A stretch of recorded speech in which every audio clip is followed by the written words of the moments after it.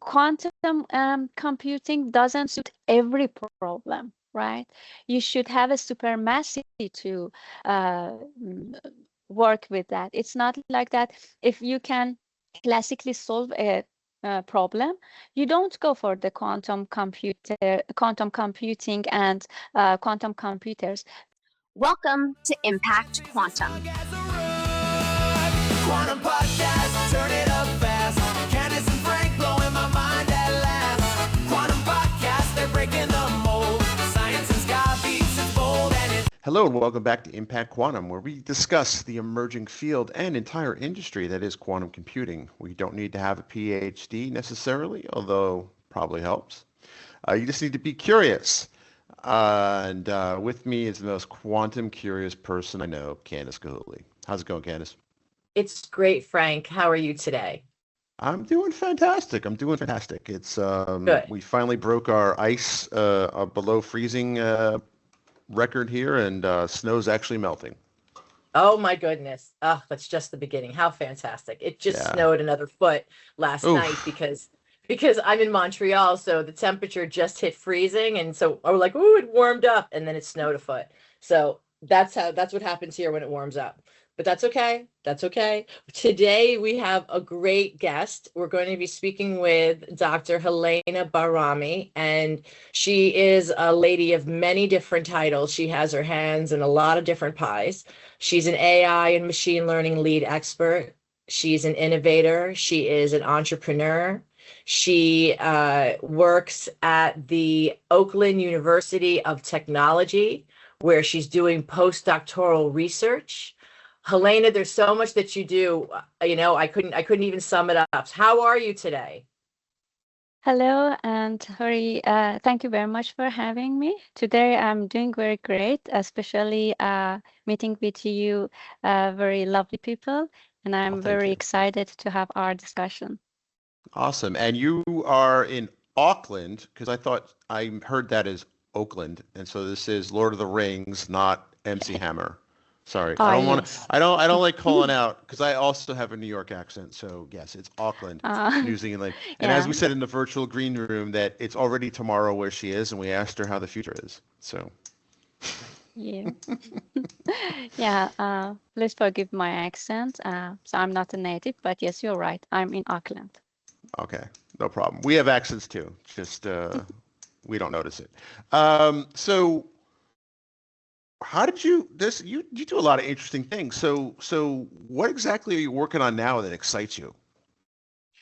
At the moment, I can divide it into three sectors, mainly focusing because my main power is artificial intelligence and machine learning. However, I'm very interested and very passionate about quantum mechanics, quantum physics. And because of some personal and also some kind of, I can say it like a mission, I'm trying to innovate in a healthcare field to help people. So to merge these three fields, quantum computers and quantum computing, and also AI and machine learning, and neuroscience to help to provide some sort of solution for neurodegenerative disease. I tried to come up with some ideas to marry these three disciplines. You may heard about quantum machine learning, that it is right now a new emerging field. So mainly it's like that, using the power of quantum physics and quantum computing to empower the memory capacity and also algorithmic power to address or to solve an intractable problem. When I talk about intractable problem, it means that for classical computers, it requires many years to solve a specific problem. Drug discovery is amongst one of those problems that classical computers fail to properly address and find a solution because of the nature of this problem, which is combinatorial. Consider that you want to find a drug compound. It has a kind of different combination between molecules and having constraints due to the intracellular and cellular environment inside the body. So that requires a lot of computation, a lot of parameters to consider. Quantum computing can provide a very promising capacity, both in terms of memory and computation, to address this kind of problem. Interesting. So where did you start? Like, how did you get into this? You went from, because you do have a lot of things going on, and you mentioned quantum machine learning, you mentioned quantum, you touched on drug discovery, you also touched on quantum biology. Wow. That's all I got to say. I'm suitably impressed. But how did you start in this field? Like, did you how did you get started with quantum computing? Did you start in AI, ML, or did you start in medical drug research or something else entirely? So basically, if I want to give a little bit background, I always from early childhood was interested in the quantum physics and physics in general. But my path in education and professional life ended into machine learning and AI, which I really love. But for my PhD, I started to work on my PhD was about a brain-like computational model. It has a kind of 3D structure that has coordinates like 1000 scaled down coordinates of a real neuron in the brain. And this brain-like computational model was like very interesting for me to explore, specifically with the application of neurodegenerative disease like dementia. So when I was doing my PhD at the early years, I realized that there is a computational kind of issue for this huge, structure.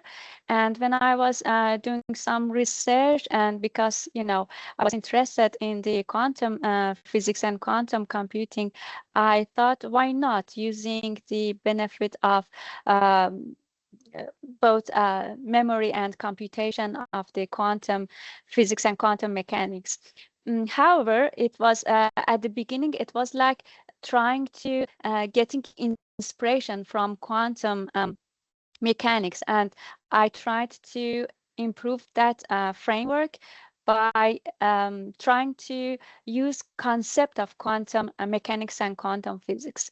At the moment, what I'm doing, I'm trying to convert that concepts to a physical circuit, adapting to the physical circuits of quantum computers. So it is not just because when we talk about getting inspiration, especially in the AI machine learning, it means that we simplified some of the concept and we try to benefit from the general idea. But right now I'm trying, with the help of more knowledge that I acquire around quantum machine learning, I'm trying to converting those models to quantum circuits to be adaptable to an algorithm that is compatible with quantum computers. And because of, when you are starting to solving a problem, specifically in the area of health, you realize that it is not just one single angle to look at. When I was starting my journey, I wanted to diagnose, I wanted to predict the risk of getting dementia, different type of dementia actually, like Alzheimer's disease, frontotemporal dementia, Lewy body dementia, all those categories that the brain, the neuron are getting affected by aging and environmental factors. Then I realized that, okay, we understand and we predicted what's the next step. So for the next step, it requires a treatment plan. For the treatment plan, we need to look at the medicine and precision medicine, if I want to be exact, so that we can help a person according to their kind of biological signature, instead of providing one solution that one size fits all. So it was the beginning of my journey and how it evolves to I can say that although it's very interesting, but the more I acquire knowledge, the more I understand that I'm still in the beginning of the way, and there are a lot to learn and to work on. You know, I'm a little curious to the culture that's going on where you are. Do you find, are there a lot of women in the room with you? Are you one of few? How is the gender, how does gender play out in quantum for you? It's if you ask me like maybe 5 years ago or maybe 10 years ago, I would say that it is obviously very dominant by male, not female. But recently I can see a lot of female are entering in these fields, machine learning, computer science, data science, and also physics. I know myself a lot of very intelligent ladies that are working in the photonic physics and quantum mechanics. And also it's still kind of is proportional to, you know, it's more oriented towards or more kind of dominated by male. But I think that little by little the balance is happening. I don't generally think female don't have capacities, both culture and also the passion. So one angle is that the society that you are living in, what they are promoting for you as a lady, they promote you to be going in a kind of softer areas of science. But some research, I think that I recently heard that there was a research around the mathematical ability of female and male. And it was like that in countries like, I think that it was one of the Scandinavian countries, that female were outcompeting male in terms of mathematical kind of ability and power. And it says a lot. It means that it is not something genetic, something related to your gender. It's just how you're cultivated, what the opportunity that your country, your culture, your society provides for you. Makes a lot of sense. I always thought that was less biology and more sociology. Mm-hmm. Yeah, I agree. You know, you mentioned quantum biology, and Frank knows I love everything quantum biology. Like it's a little bit of an issue for me now, but like I wanted to talk a little bit of your brain as a computational model. And I wondered do you see there to be meaningful parallels between quantum systems and how the brain handles things like uncertainty or ambiguity or probability? Part of actually my thesis, because you know my the work that I've done in my PhD, it was around building a computational model that resemble biological brain. And at that time, I read an article from Sir Penrose. He's a I think Nobel laureate for I think quantum physics, and he suggested that maybe consciousness and the way that brain thinks can be modeled by the quantum concepts, quantum mechanic concepts. So, and they tried with his colleague, tried to go to microtubule to say that, yeah, there might be some kind of quantum mechanical thing happening there. But I want to answer you in this way. Quantum mechanics is the fundamental rules of our physical world, right? So our brain is includes molecules, cells. Molecules have atoms. Atoms have subatomic kind of domain. And when we go from the quantum realm to the physical or classical realm, because of confinements with many bodies, many other kind of environmental association with other molecules, other atoms, the quantum nature faded, doesn't go away. It faded, and it's like that. You have a general rule in the quantum realm. When you go to the classical realm, it becomes more kind of a special case. So basically, it is true to say that it is governed by quantum mechanical rule. However, because I'm very interested in consciousness, and I tried to, with a very at that time I was a little bit ignorant. I thought that we can computationally model consciousness while we don't know what is consciousness actually is. So I think we can't model consciousness at this scale, because it requires not just considering the brain as an individual physical system. Our brain doesn't evolve just by isolation, right? So you learn by having social connection with others.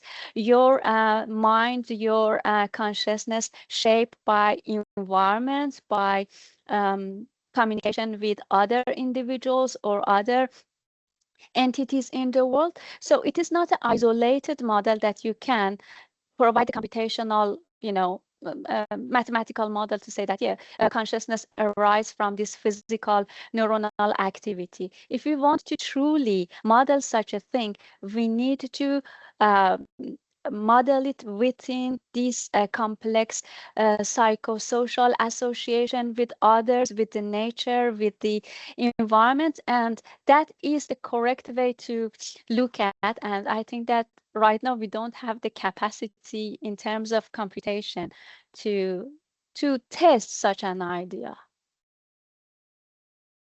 Wow, that's a lot.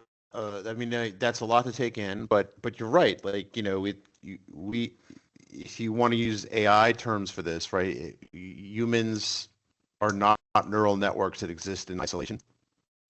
They interact with other neural networks. Yeah, I mean, yeah, there's a lot to unpack there, and I just can't imagine what the computational power to simulate that would be. It's probably beyond our comprehension, beyond my comprehension, that's for sure. But one thing that it is. Oh, go ahead. Yeah. If we want, because there was an attempt, I think that 4 years ago, to build a sparking neural network like computers that can handle like we have 83 billion neurons in our brain, and consider that the connectivity goes to the roof. So they tried to build such a machine.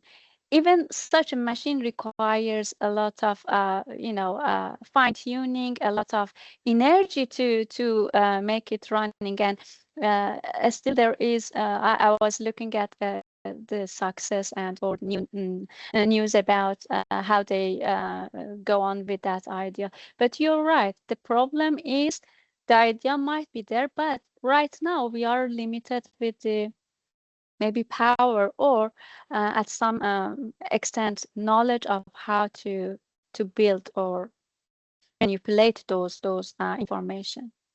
Also, too, maybe this will be resolved at some point in the future. I mean, I'm still amazed at the fact that you're on the other side of the planet and we're having a real real-time video conversation. Like that wasn't that long ago. That was impossible to impractical to now it's an everyday occurrence.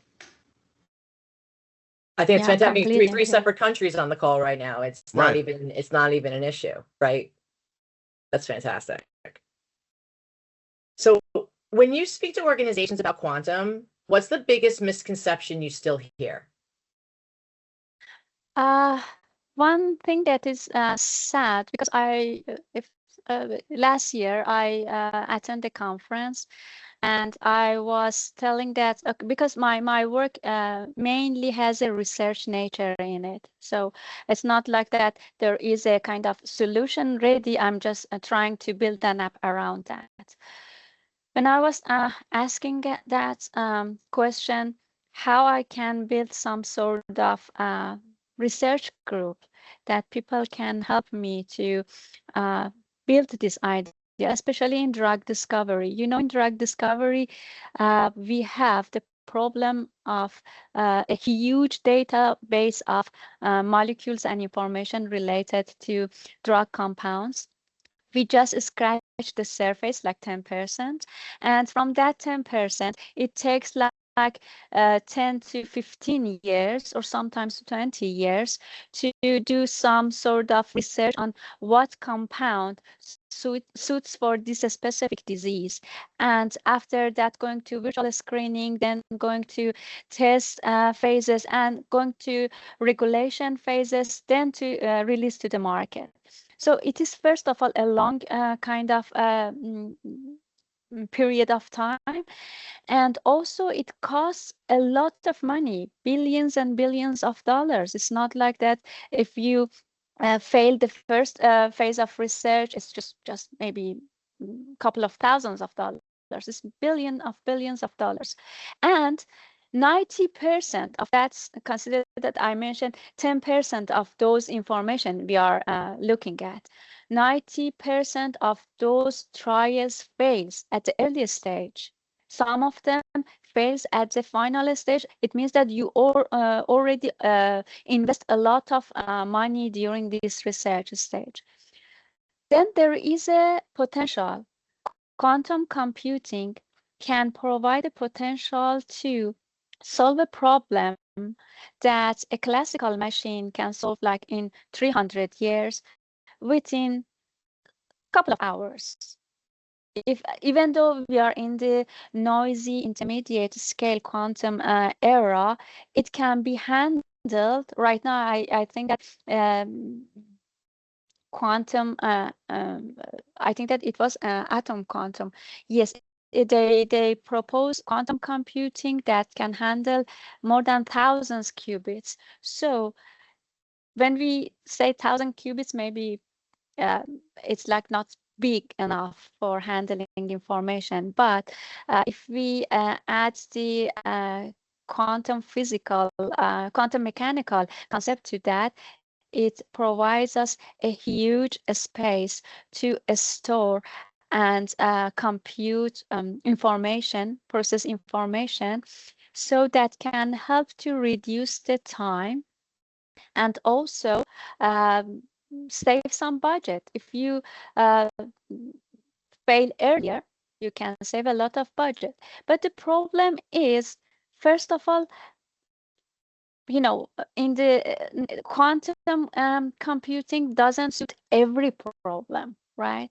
You should have a supermassive to work with that. It's not like that. If you can classically solve a problem, you don't go for the quantum computing and quantum computers, because there are two angles. One of them requires a specialist. It's a cost to build such an algorithm. Those algorithms are a little bit complicated. You need to both know quantum mechanics rules, you need to know computer science, and also if it is like information technology, if you're working with some piece of information. And the other fact is that how many because right now there are a lot of companies that are using, especially pharmaceutical companies or these cryptographies that they try to use quantum computers, but it is not widely accepted, again, due to the lack of experts in this field, and also quantum computers are expensive, not easily accessible. Although there are Google and IBM and also other major player that provides cloud quantum computers, it is not widely used. So when I talk about, let's move to quantum solution, there are three major problems. One of them, can you find the expert for me that can do that? Experts are rare right now, but it is growing field. How much should I pay for this kind of supercomputers or computers, quantum computers? And besides of the business value that you need to convince. And also, if I solve it with the classical computers, why should I bother to go? And there is no kind of justification to go there. But yes, it's like it was difficult, and I thought that possibly it requires more kind of like podcast that you are providing, more kind of public awareness in terms of technology and the capability, so that business owners are ready to move. But again, whenever we try to provide a solution, we always say that quantum supremacy over classical computers. That's the most important part. Okay. So what part of the drug discovery pipeline do you think quantum will impact first? Target identification, molecular modeling, or optimization? I think that all of the areas. So the nature of this, then if you look at the problem, the nature of the problem is quantum mechanical. You are looking at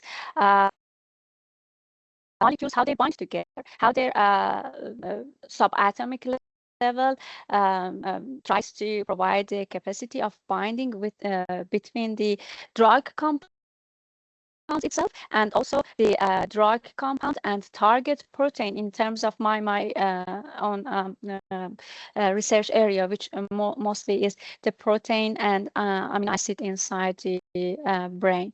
So the nature is quantum mechanical. It obeys quantum chemistry, quantum thermodynamic, quantum mechanics. And from the optimization, again, this drug discovery problem is not, this is the place that quantum supremacy plays an important role. You cannot solve this problem with classical computers. As I mentioned, it is a combinatorial problem. So you may need maybe 100 years to look at not even on a specific combination of the drug molecules. And also for the optimization, we have quantum optimization that they can find the equilibrium or the lowest energy point for the structure of the compound. Because it's not just, connecting atoms or molecules to build a new compounds. You need to look at the structure, and it can define a lot about the hydrophilic, hydrophobic, and the kind of characteristic that can contribute that molecules. Again, it's because I'm more kind of expert in my own area, that molecules can pass the broad brain barrier and reach to the a specific protein and try to solve the issue. And besides of that, this optimization is not just about the constraints that we see in the molecule, compound, physical shape. So consider that specifically for the drug that requires to go through brain. Brain has a kind of protective lattice. It calls a blood-brain barrier. It doesn't allow everything passes through.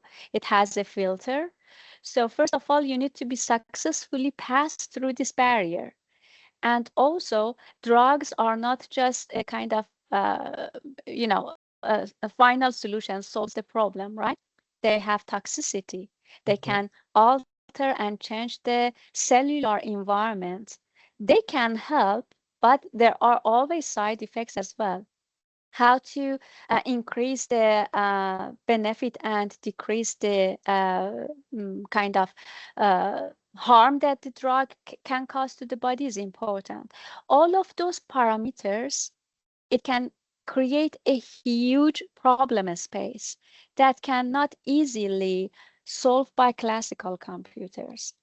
Quantum computers can provide a very big space. Theoretically, if you heard about Hilbert space, if you heard about a kind of multidimensional space that you can look at possibilities and try to find the best solution, quantum computers has, I think, that ultimate solution for this specific problem.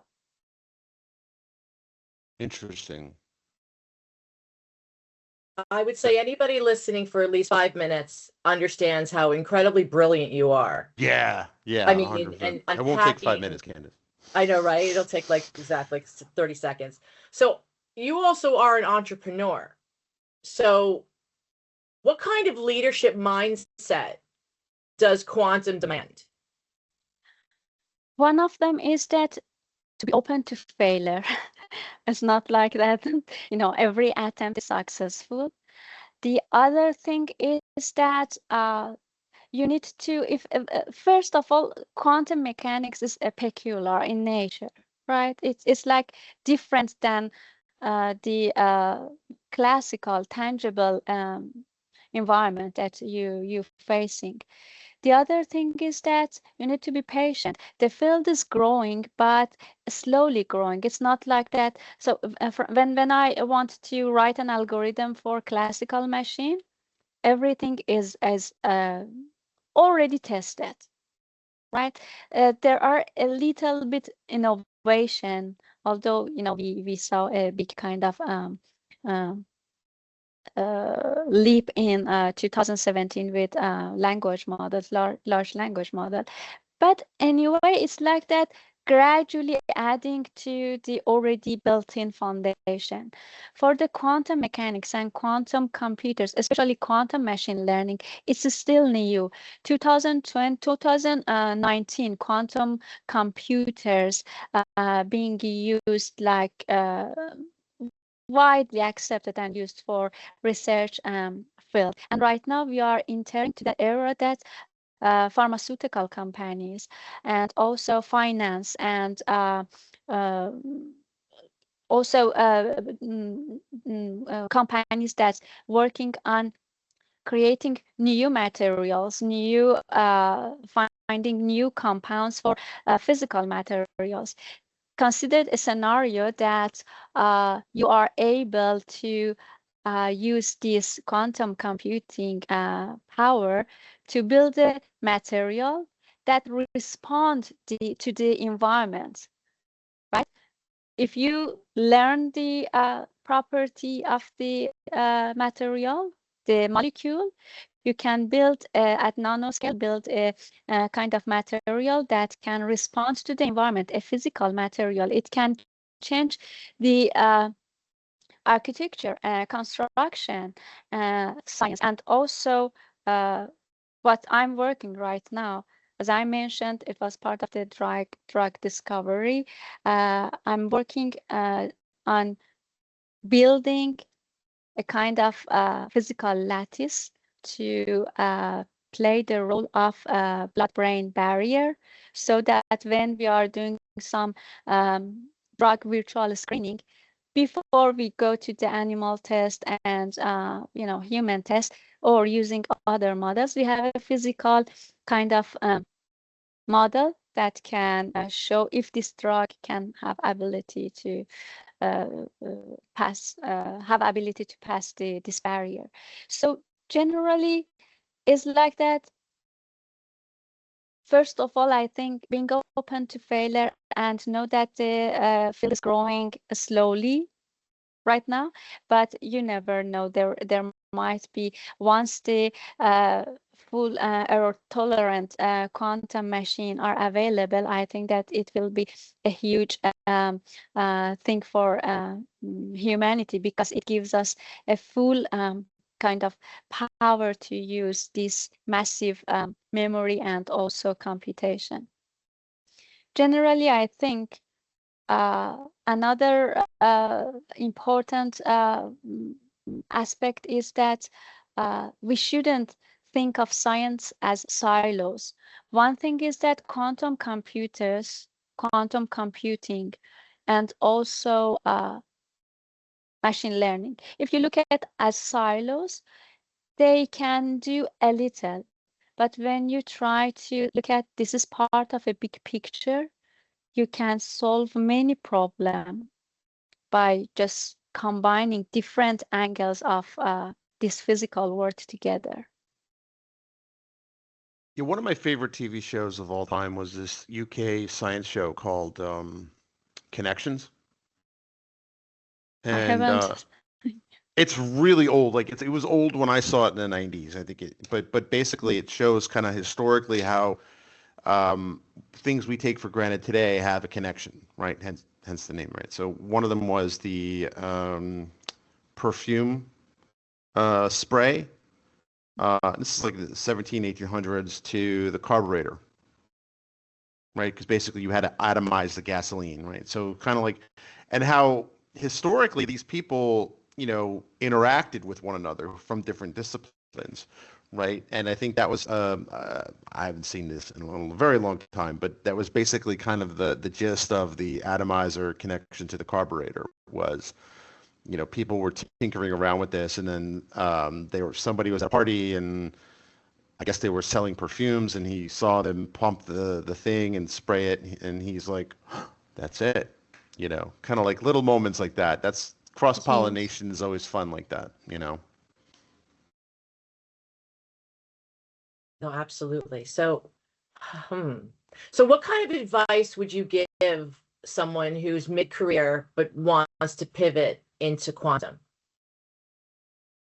I think last year I had a talk at university. One of the students said that because they were doing quantum mechanic and quantum computing courses, said that what is the future? What is the current market for us if we want to enter?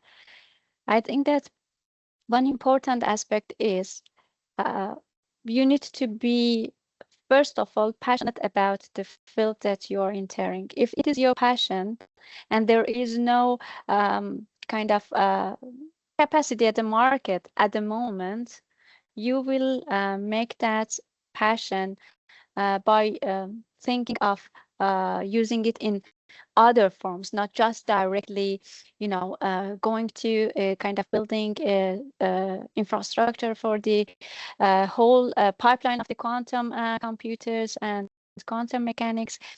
But the thing is that if I want to make an analogy, when I started my career at artificial intelligence, I was in my own country, and it was like 20 years ago. It was at the beginning of artificial intelligence.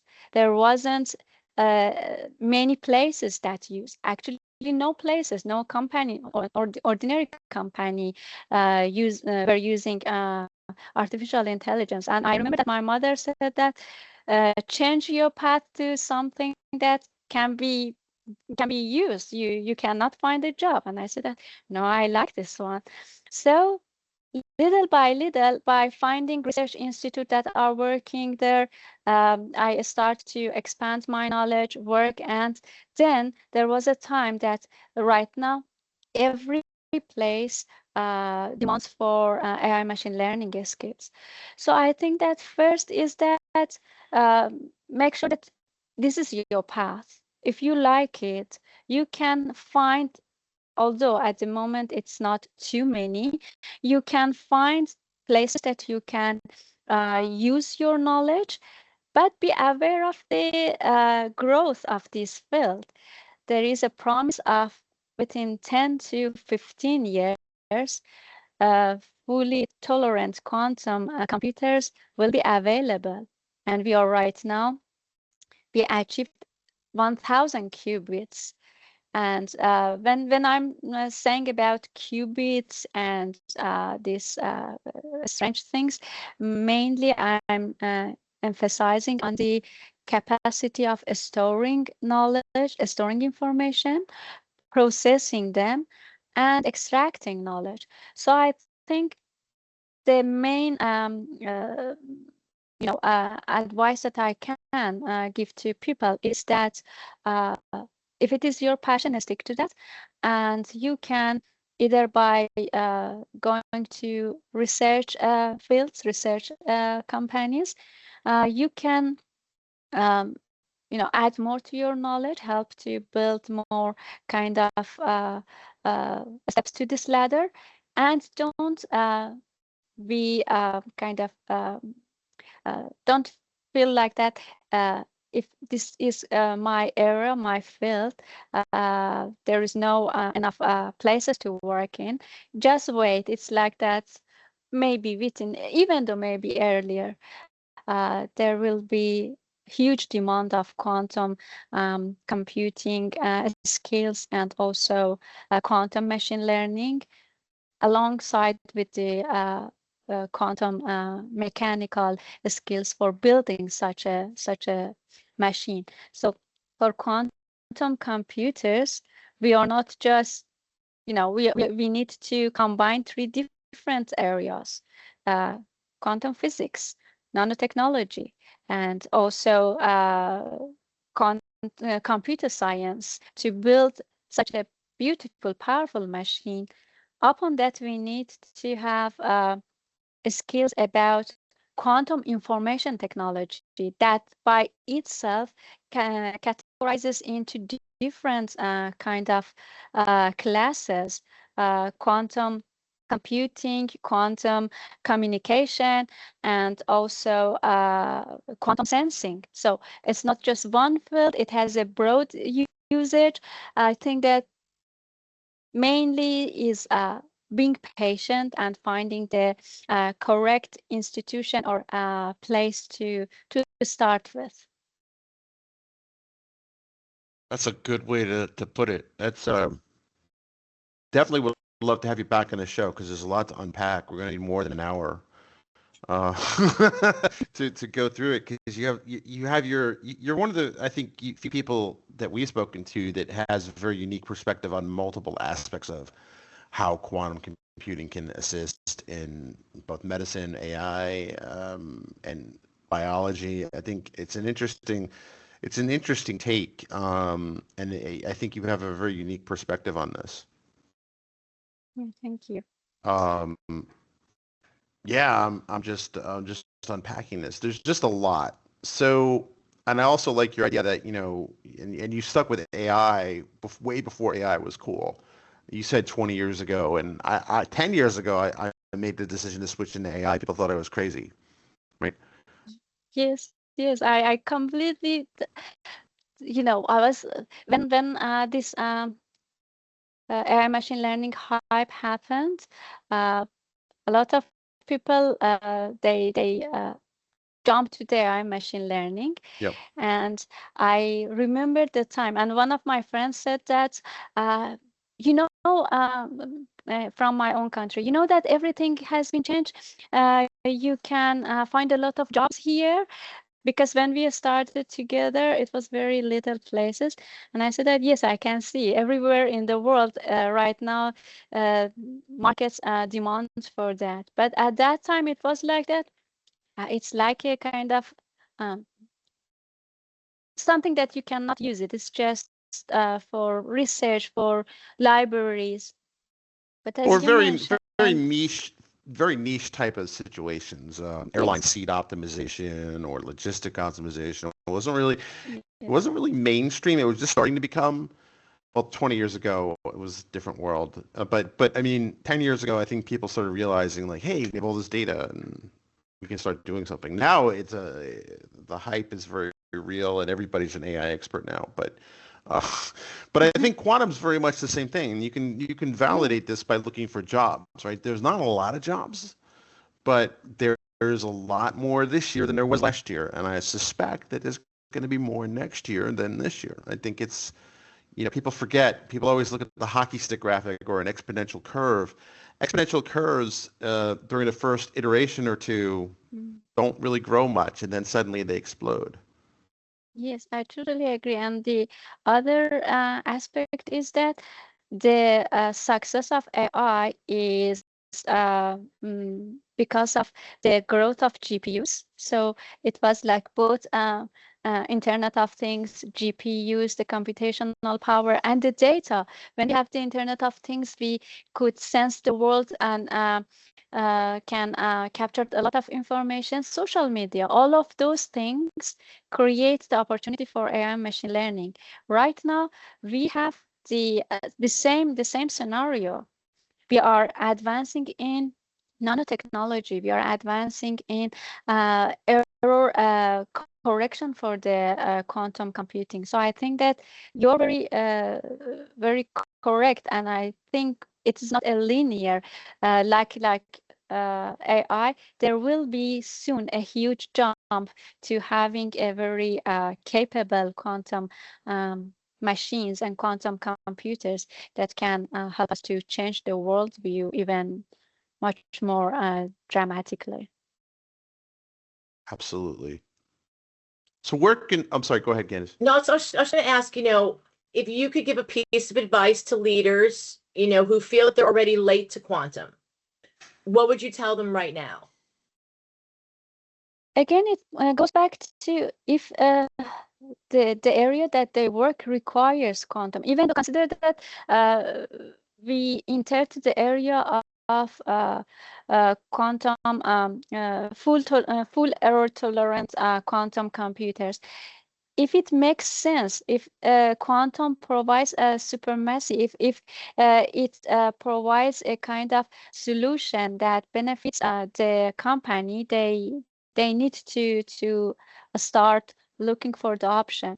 So first of all, they need to understand the problem. If the problem has the nature to move on to this kind of computational sector, I think first of all, investing even in a small amount. Every company, if they want to grow, they have a budget for R&D.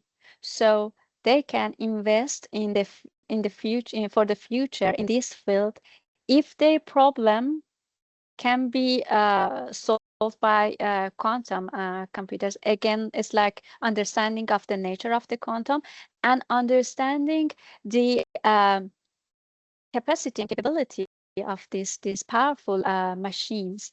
It's not like that everybody should jump to the like AI. Maybe sometime in future comes, but at the moment, consider that quantum computers, although they promise to save energy, but if for a small problem, in compared to the classical machine, it uses much more energy. So the problem should be huge enough so that you can benefit from the computational power of the quantum mechanics and quantum computers, sorry. But generally, I think that investment doesn't harm in terms of R&D, research and development, and also learning the quantum mechanics and quantum computers can be a little bit challenging at the beginning, but it is like, as you say, it's like the curve is like at the beginning is very slow, but when you reach a certain point, it's very easy. It becomes natural to you. That's fantastic. That's good to know. I think I cut off Frank, who was going to ask you, so if people want to find out more about what you do, to follow and ask questions, where would we send them to? Both my company's website and also my LinkedIn. I daily receive a lot of messages, and I ask sometimes you get some interesting ideas, you get some very passionate collaborators. Both my heliumai.co.nz and also my LinkedIn is a good channel to connect and communicate. Awesome. Fantastic. And with that, we'll play the outro music. Quantum podcast, turn it up fast. Candace and Frank blowing my mind at last. Quantum podcast, they're breaking the mold. Science and sky beats, it's bold and it's gold.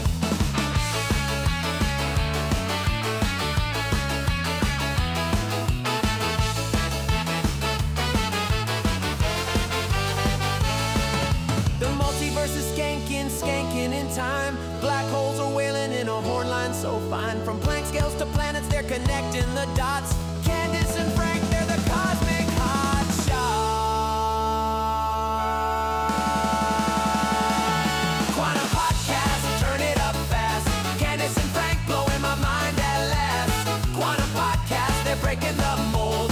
Science and sky beats, it's bold and it's gold.